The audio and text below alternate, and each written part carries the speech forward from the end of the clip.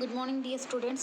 Today we are discussed about the quantitative techniques 2 under correlation chapter problem number 6.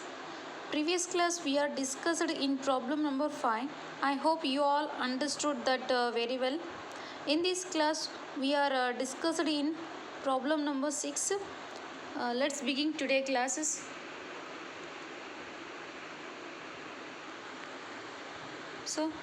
So previous ಕ್ಲಾಸಲ್ಲಿ ನಾವು arithmetic mean ಯಾವ ರೀತಿ calculate ಮಾಡ್ತೀವಿ ಅಂತ ನೋಡಿವಿ.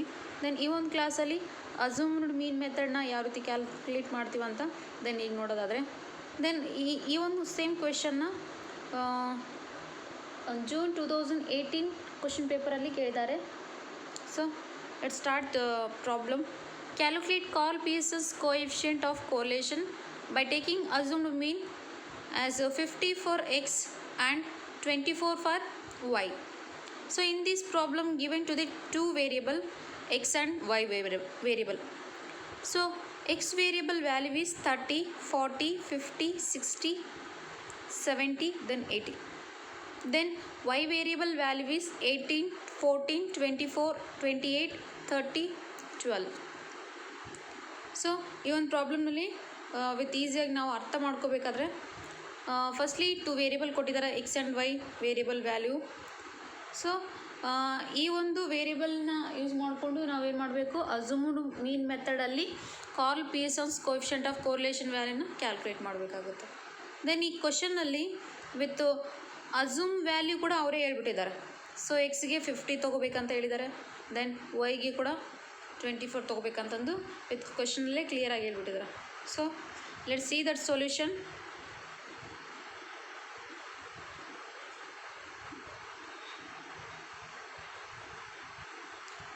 Computations of Carl Pearson's coefficient of correlation. So before ನಾವು table ಫಾರ್ಮೆಟ್ಗೆ ಹೋಗೋಕ್ಕಿಂತ ಮುಂಚೆ ಸೊ ಅಸ್ಯೂಮ್ಡ್ ಮೀನ್ ಮೆಥಡಲ್ಲಿ ಒಂದು ಫಾರ್ಮುಲಾ ಯಾವ ರೀತಿ ಇದೆ ಅಂತ ನೋಡೋದಾದರೆ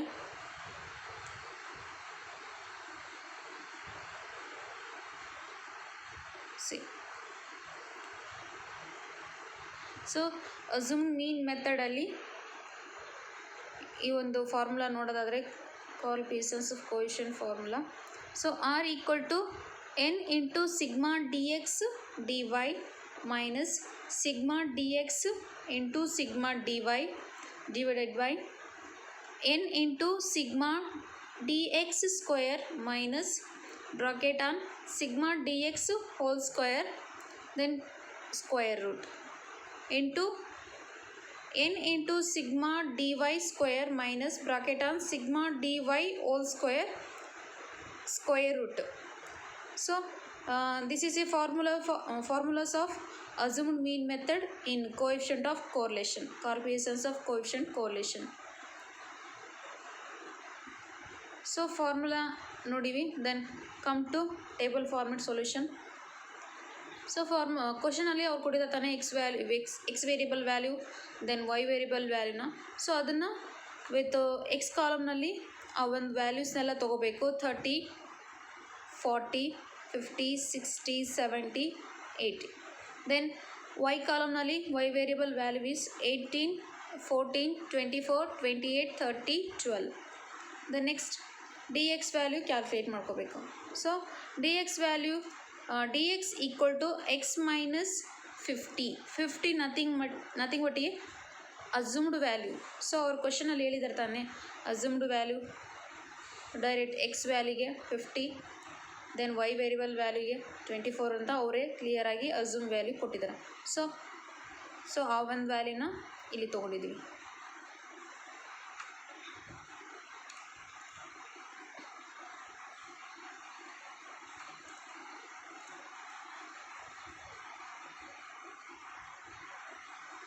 S then d x equal to x minus assume value 50.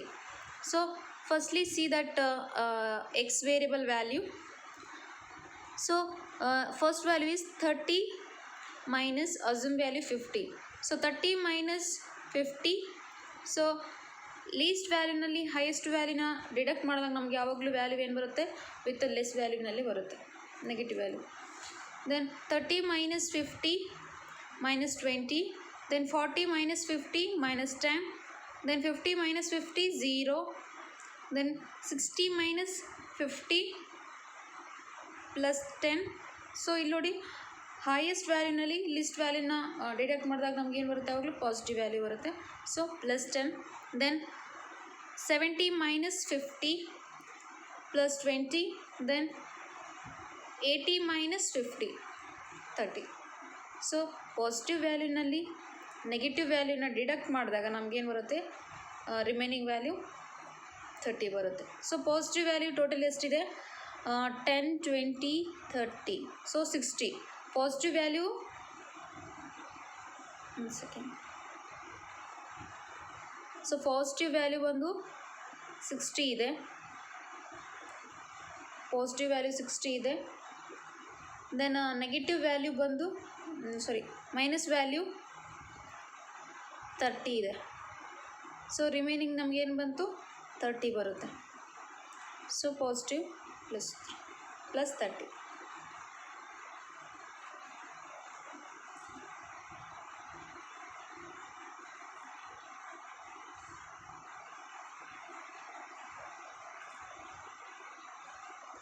So ಹಾಗಿದ್ದಾಗ ಪಾಸಿಟಿವ್ ವ್ಯಾಲ್ಯೂ ಯಾವ ರೀತಿ ಬಂತಂತ ಗೊತ್ತಾಗಿದೆ ಅಂದ್ಕೊಂಡಿದ್ದೀನಿ.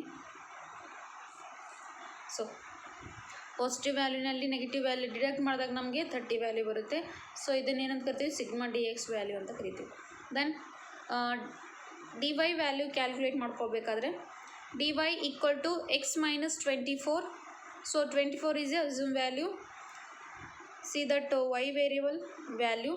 So first one 18 minus 24 minus 6, 14 minus 24 minus 10, 24 minus 24 0, then 28 minus 24 plus 4, 30 minus 24 plus 6, 12 minus 24 minus 12.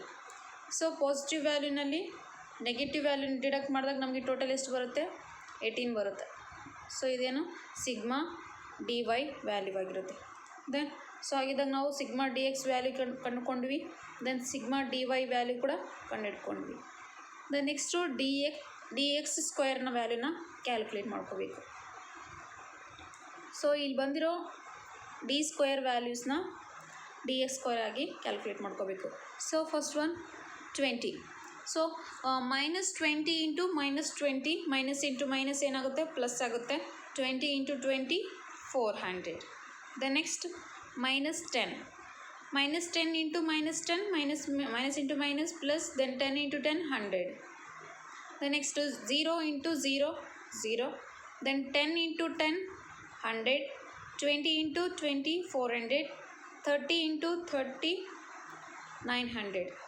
So ಹಾಗಿದ್ದಾಗ ಡಿ ಎಕ್ಸ್ ಸ್ಕ್ವೇರ್ ವ್ಯಾಲ್ಯೂ ಬಂತು. So sigma d x square value is 1900. Yes. The next dy square value. See, these are dy square dy value. Then calculate the convert to the dy square value. So first one 6. Minus 6 is minus 6 into minus 6, minus into minus plus. Then 6 into 6 36. Then minus 10 into minus 10 plus 100. 0 into 0 0.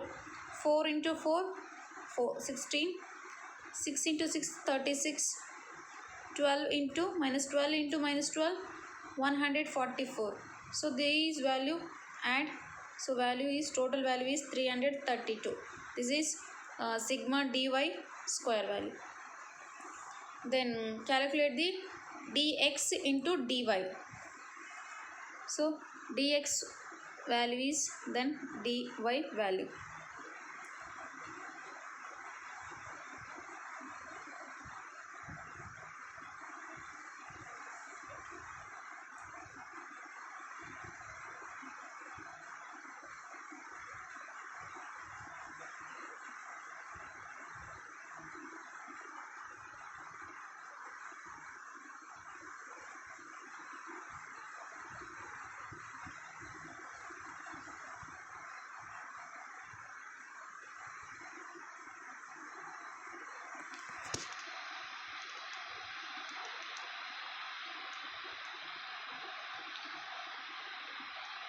S.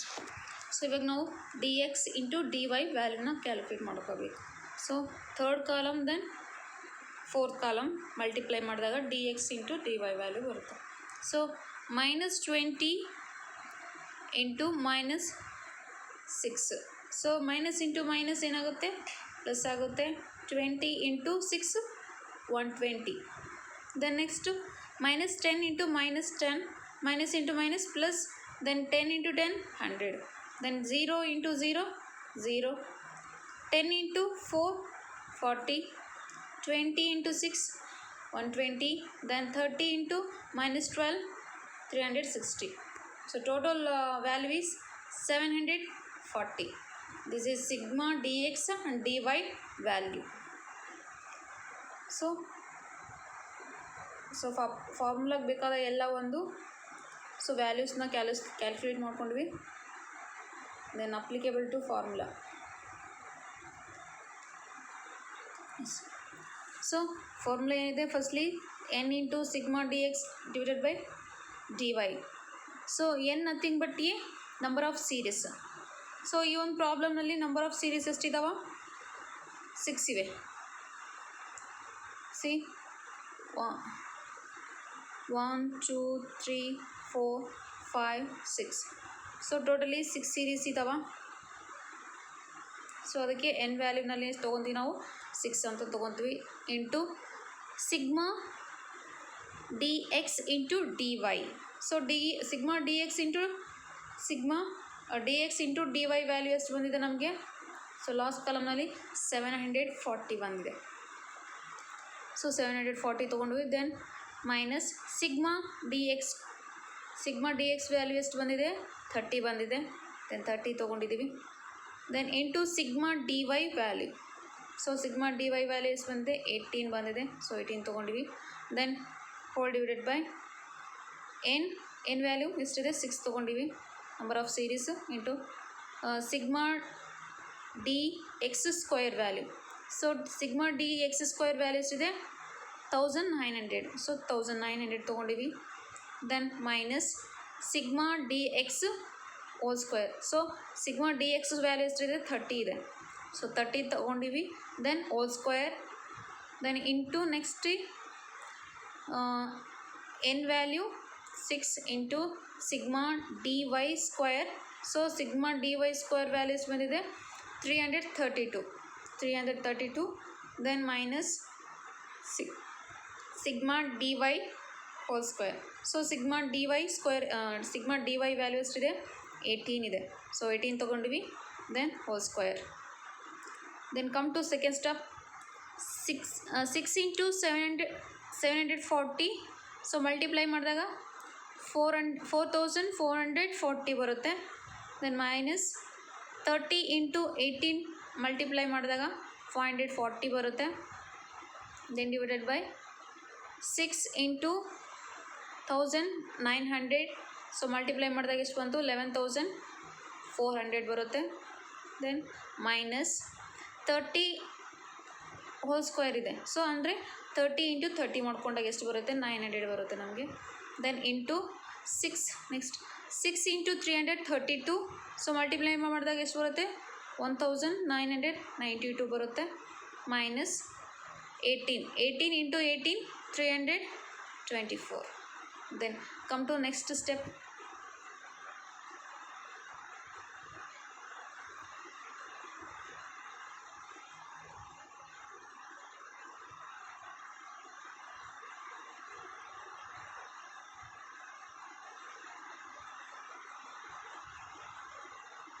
Yes. So nextly ಈ value ಗೊತ್ತಾಯಿತು. Then next 4440 minus 540 deduct ಮಾಡಿದಾಗ ನಮ್ಗೆ ಎಷ್ಟು ಬರುತ್ತೆ, 3900 ಬರುತ್ತೆ. Then divided by 11400 minus 900. So 11400ಅಲ್ಲಿ 900 deduct ಮಾಡಿದಾಗ 10,500 ಬರುತ್ತೆ. ದೆನ್ ನೆಕ್ಸ್ಟ್ ಇಂಟು 1992ನಲ್ಲಿ 324ನ ಡಿಡಕ್ಟ್ ಮಾಡಿದಾಗ ಸೊ 1668 ಬರುತ್ತೆ. ರೂಟ್ ತೊಗೋಬೇಕು. ದೆನ್ ಸ್ಕ್ವೇರ್ ರೂಟ್ ಆದಮೇಲೆ ನೆಕ್ಸ್ಟ್ ಸ್ಟೆಪ್ಪಲ್ಲಿ so again 3900 divided by 10,500 square root ಮಾಡಿದಾಗ ಈ ಒಂದು ವ್ಯಾಲ್ಯೂ ಬರುತ್ತೆ 102.47 ವ್ಯಾಲ್ಯೂ ಬರುತ್ತೆ. ದೆನ್ ನೆಕ್ಸ್ಟ್ ಈ 1668ನ ಸ್ಕ್ವೇರ್ ರೂಟ್ ಮಾಡಿದಾಗ 40.84 ಬರುತ್ತೆ. ದೆನ್ ನೆಕ್ಸ್ಟ್ ಸ್ಟೆಪ್ಪಲ್ಲಿ 3900 ಡಿವೈಡೆಡ್ ಬೈ ಈ 102.47 ಇಂಟು 40.84ನ ಮಲ್ಟಿಪ್ಲೈ ಮಾಡಿದಾಗ ಟೋಟಲಿ 4184.87 ಬರುತ್ತೆ. ಸೊ ಈ ಒಂದು ವ್ಯಾಲ್ಯೂನ 3900 ಡಿವೈಡೆಡ್ ಬೈ 4184.87 ವ್ಯಾಲ್ಯೂನ ಸಿಂಪ್ಲಿಫೈ ಮಾಡಿದಾಗ ಈ ವ್ಯಾಲ್ಯೂ ಬರುತ್ತೆ ಎಷ್ಟು 0.3119 ವ್ಯಾಲ್ಯೂ ಬರುತ್ತೆ. ಸೊ ಇದರ ಒಂದು ರೌಂಡ್ ಫಿಗರ್ ತೊಗೊಳೋದಾದರೆ ಸೊ ಆರ್ ಈಕ್ವಲ್ ಟು 0.93 ತೊಗೊತೀವಿ. ಸೊ ಹಾಗಿದ್ದಾಗ ಅಸ್ಯೂಮ್ ಮೀನ್ ಮೆಥಡಲ್ಲಿ coefficients of coefficient of correlation ವ್ಯಾಲ್ಯೂನ ಕ್ಯಾಲ್ಕುಲೇಟ್ ಮಾಡಿದಾಗ ನಮಗೆ ಬರೋ ವ್ಯಾಲ್ಯೂ ಏನಾಗಿರುತ್ತೆ 0.93. So this is in this question solution. So ಅರ್ಥ ಆಗಿದೆ ಅಂತ ಅಂದ್ಕೊಂಡಿದ್ದೀನಿ. Then come to so once again with ಬ್ರೀಫಿಯಾಗಿ ಹೇಳೋದಾದರೆ ಸೊ ಅವ್ರು ಕೇಳಿರೋದು ಅಸ್ಯೂಮ್ ಮೀನ್ ಮೆಥಡಲ್ಲಿ. ಸೊ ಅಸ್ಯೂಮ್ ವ್ಯಾಲ್ಯೂ ಏನು ತೊಗೋಬೇಕು ಅನ್ನೋದು ಕೂಡ ಎಕ್ಸು ದೆನ್ ವೈ ವ್ಯಾಲ್ಯೂ ಕೂಡ ಕೊಟ್ಬಿಟ್ಟಿದ್ದಾರೆ ಈ ಒಂದು ಪ್ರಾಬ್ಲಮ್ನಲ್ಲಿ. ದೆನ್ ಎಕ್ಸ್ ವೇರಿಯಬಲು ವೈ ವೇರಿಯಬಲ್ ಕೊಟ್ಟಿದ್ದಾರೆ. ಸೊ ಕಾಮನ್ಲಾಗಿ ನಾವು ಟೇಬಲ್ ಫಾರ್ಮೇಟಲ್ಲಿ ಸ್ವಲ್ಪ ಚೇಂಜಸ್ ನೋಡ್ಬೋದು. ಸೊ ಅಲ್ಲಿ ಎಕ್ಸ್ ಸ್ಕ್ವೇರು ವೈ ಸ್ಕ್ವೇರ್ ಅಂತ ನೋಡ್ತಿದ್ವಿ ಅರ್ಥಮೆಟಿಕ್ ಮೀನಲ್ಲಿ, ಬಟ್ ಇಲ್ಲಿ ಡಿ ಎಕ್ಸು ಡಿ ಸ್ಕ್ವೇರು ಈ ರೀತಿ ನೋಡ್ತೀವಿ. ಸೊ ಟೇಬಲ್ ಫಾರ್ಮೇಟಲ್ಲಿ ಅರ್ಥಮೆಟಿಕ್ ಮೀನ್ಗೂ ದೆನ್ ಅಸ್ಯೂಮ್ ಮೀನ್ ಮೆಥಡ್ಗೂ ಸ್ವಲ್ಪ ಡಿಫ್ರೆನ್ಸ್ ಇದೆ. ದೆನ್ ಫಾರ್ಮುಲಾ ಕೂಡ ಡಿಫ್ರೆನ್ಸ್ ಇದೆ. So I hope we are understood that clearly. So work out ಮಾಡಿದ್ರೆ ವಿತ್ ಕ್ಲಿಯರಾಗಿ ನಿಮಗೆ ಅಂಡರ್ಸ್ಟುಡ್ ಆಗುತ್ತೆ. ಸೊ ಕ್ಲಿಯರಾಗಿ ಅರ್ಥ ಆಗಿದೆ ಅಂದ್ಕೊಂಡಿದ್ದೀನಿ. Then move up next problem.